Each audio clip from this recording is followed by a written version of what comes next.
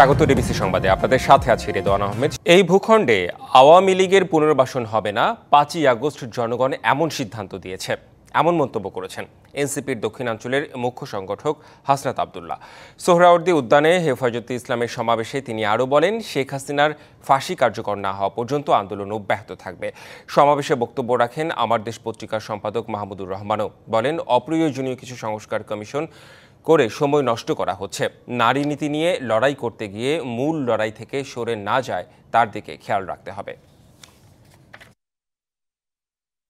আমরা হাসিনার ফাঁসি নিশ্চিত করা পর্যন্ত আমরা আন্দোলন চালিয়ে যাব। আমরা চাই ডক্টর মোহাম্মদ ইউনূস প্রয়োজনীয় যে সংস্কারগুলো রয়েছে, যেটির মধ্য দিয়ে নারীদের অধিকার নিশ্চিত হয়, যেটির মধ্য দিয়ে নারীদের সম্মান নিশ্চিত হয়, সেই সংস্কারগুলোতে আপনাকে জোর দেওয়ার জন্য আহ্বান জানাচ্ছি। ৩.৫ মাস লন্ডনে চিকিৎসা শেষে বিএনপি চেয়ারপারসন বেগম খালেদা জিয়া সোমবার সকালে দেশে ফিরছেন। বিমান বাংলাদেশ এয়ারলাইন্সের একটি নিয়মিত ফ্লাইটেই ঢাকায় ফিরবেন। তাকে অভ্যর্থনা জানাতে উদ্গ্রীব দলের নেতাকর্মীরা। তবে বিমানবন্দরে ভিড় না করতে অনুরোধ জানানো হয়েছে। স্বাস্থ্যগত জটিলতা সত্ত্বেও নিয়মিত ফ্লাইটে দেশে ফেরার সিদ্ধান্ত নেন বেগম খালেদা জিয়া। নিজেই ৪ঠা মে স্থানীয় সময় রাতে তিনি লন্ডন থেকে ঢাকার উদ্দেশ্যে রওনা হবেন। তার ফ্লাইটটি সিলেট হয়ে ৫ই মে সকাল ১১টার দিকে ঢাকায় পৌঁছানোর কথা। এই সফরে তার সঙ্গী হচ্ছেন দুই পুত্রবধূ ডাক্তার জোবায়দা রহমান ও শর্মিলা রহমান। যুক্তরাজ্য বিএনপি জানিয়েছে, লন্ডনের হিথ্রো বিমানবন্দরে বেগম খালেদা জিয়াকে বিদায় জানাতে দলটির শত শত নেতাকর্মী প্রস্তুত রয়েছেন। আর বিএনপির স্থায়ী কমিটির সদস্য ডক্টর খন্দকার মোশাররফ হোসেন জানিয়েছেন, দলের চেয়ারপারসনকে অভ্যর্থনা জানাতে অপেক্ষা করছেন তারা। গত ৮ই জানুয়ারি চিকিৎসার জন্য লন্ডনে যান সাবেক এই প্রধানমন্ত্রী। আমি যুক্তরাজ্য সহ প্রবাসী দেশে বিদেশে সকল বাংলাদেশিদেরকে অনুরোধ করব, মা বেগম খালেদা জিয়া যাতে ভালোভাবে সুস্থভাবে বাংলাদেশে পৌঁছেন, এর জন্য বেশি বেশি করে দোয়া করার জন্য আমি অনুরোধ করব। প্যাসেঞ্জার ফ্লাইট এটা প্রথম শিডিউল অনুযায়ী সিলেটেই যাবে এবং সিলেট থেকে ঢাকা যাবে। উনি নর্মাল প্যাসেঞ্জারের মতো যেভাবে আচরণ, উনি প্যাসেঞ্জার যাতে কষ্ট না হয় সেই দিকে উনি ইনস্ট্রাকশন দিয়েছেন। আমরা বিএনপি পরিবার এবং বাংলাদেশের জনগণ অত্যন্ত আনন্দিত যে আমাদের নেত্রী বিদেশে গিয়ে চিকিৎসা করে যখন উনি অনুভব করছেন যে আগের থেকে ভালো আছেন, তখন দেশে ফিরে আসছেন। এটা আমাদের জন্য আনন্দের, দেশের জন্য, জনগণের জন্য, গণতন্ত্রের জন্য। অতএব আমরা তাকে লন্ডন যাওয়ার সময় যেমনভাবে বিদায় জানিয়েছিলাম, ঠিক তেমনি ভাবেই সেই উৎসাহ উদ্দীপনার মধ্য দিয়েই আমাদের দেশের জনগণ, বিএনপির নেতাকর্মী, পরিবারের সদস্যরা তারা এয়ারপোর্টে দেশনেত্রী বেগম খালেদা জিয়াকে সম্বর্ধনা জানাবে। নারী অধিকার সংস্কার কমিশনের রিপোর্টে কিছু সুপারিশ করা হয়েছে যা মোটেও সমর্থনযোগ্য নয় বলে মন্তব্য করেছেন জামায়াতে ইসলামের আমির ডাক্তার শফিকুর রহমান।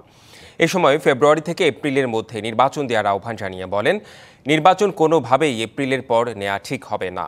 সকালে মগবাজারে দলের জেলা ও মহানগরী আমির সম্মেলনে এ মন্তব্য করেন এই নেতা। ডাক্তার শফিক বলেন, কোরআনের বিপক্ষে কোনো সুপারিশ জনগণ মানবে না, তাই নারী সংস্কার কমিটি বাতিলের দাবি জানান তিনি। জামায়াতের আমির আরও বলেন, সংস্কার কার্যক্রম আন্তরিকভাবে করা হলেও সরকার ঘোষিত সময়ের মধ্যে নির্বাচন সম্ভব। এ প্রেক্ষিতে প্রকৃতির নানা বিষয় মাথায় রাখারও পরামর্শ দেন তিনি। জাতীয় স্বার্থে দল মত নির্বিশেষে সবাইকে ঐক্যবদ্ধ থাকার আহ্বান জানান জামায়াতের আমির। আমরা বলছি না তাদের সুপারিশ মালায় সবকিছুই খারাপ, ভালো যদি থাকে সেটা তো আছেই, কিন্তু কোরআনের বিপক্ষে দাঁড়িয়ে কোনো সুপারিশ দিবেন আর বাংলাদেশের মানুষ মেনে নেবে তা কখনো।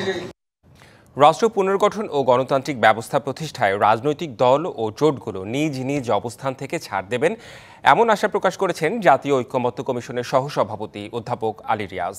জাতীয় সংসদের এলডি হলে সকালে জাতীয়তাবাদী সমমনা জোটের সঙ্গে সংলাপে একথা বলেন তিনি। জাতীয় ঐক্যমত্য কমিশন কারো প্রতিপক্ষ নয় জানিয়ে আলী রিয়াজ বলেন, গণতন্ত্র পূর্ণ প্রতিষ্ঠায় কমিশনের লক্ষ্য হচ্ছে সুনির্দিষ্ট নির্ধারিত সময়ের মধ্যে একটি জাতীয় সনদ তৈরি করা। জাতীয় ঐক্যমত্য কমিশনের ১৬৬ প্রস্তাবের মধ্যে জাতীয়তাবাদী সমমনা জোট ১১২টায় একমত, ২৬টায় একমত নয় এবং ২৮টায় আংশিক একমত হয়েছে জানান দলের চেয়ারম্যান ফরিদুজ্জামান ফরহাদ। একটা অনির্বাচিত সরকার যদি দীর্ঘ সময় থাকে, এটা বিভিন্ন সমস্যা সৃষ্টি করে বলে জানান তিনি। যে জাতীয় স্বার্থে রাষ্ট্র পুনর্গঠনের প্রশ্নে গণতান্ত্রিক ব্যবস্থা প্রতিষ্ঠার জন্য প্রত্যেকেই যার যার অবস্থান থেকে যেমন কথা বলবেন, প্রত্যেকটি দল জোট তাদের অবস্থানের কিছুটা ছাড় দিতেও প্রস্তুত থাকবেন। তার কারণ হচ্ছে যে আমরা সকলে মিলে একটি গণতান্ত্রিক রাষ্ট্র পুনর্গঠনের জন্য, একটি গণতান্ত্রিক রাষ্ট্র বিনির্মাণের জন্য সকলে এখানে সমবেত হয়েছি, আমরা চেষ্টা চালিয়ে যাচ্ছি। বাংলাদেশ প্রকৌশল বিশ্ববিদ্যালয় বুয়েটের শিক্ষার্থী আবরার ফাহাদ হত্যা মামলায় 20 জনের মৃত্যুদণ্ড ও 5 জনের যাবজ্জীবন কারাদণ্ডের পূর্ণাঙ্গ রায় প্রকাশ করেছে হাইকোর্ট। সম্প্রতি 131 পৃষ্ঠার পূর্ণাঙ্গ রায় সুপ্রিম কোর্টের ওয়েবসাইটে প্রকাশিত হয়। বিচারপতি AKM আসাদুজ্জামান ও বিচারপতি সৈয়দ এনায়েত হোসেনের সমন্বয়ে গঠিত হাইকোর্ট বেঞ্চ গত 16 মার্চ আসামিদের ডেথ রেফারেন্স আপিল ও জেল আপিলের ওপর শুনানি শেষে এই রায় ঘোষণা করেন। বিচারিক আদালতের দেওয়া রায় হাইকোর্টে পুরোপুরি বহাল রাখা হয়েছে। 2019 সালের 6 অক্টোবর বুয়েটের শেরেবাংলা হলের একটি কক্ষে তড়িৎ ও ইলেকট্রনিক্স প্রকৌশল বিভাগের 2য় বর্ষের ছাত্র আবরার ফাহাদকে পিটিয়ে হত্যা করা হয়। ঘটনার পরদিন আবরারের বাবা চকবাজার থানায় হত্যা মামলা দায়ের করেন। 13 নভেম্বর পুলিশ 25 জন আসামির বিরুদ্ধে আদালতে অভিযোগপত্র দাখিল করে। 2021 সালের 8 ডিসেম্বর ঢাকার দ্রুত বিচার ট্রাইব্যুনাল 1 এই মামলার রায় ঘোষণা করে।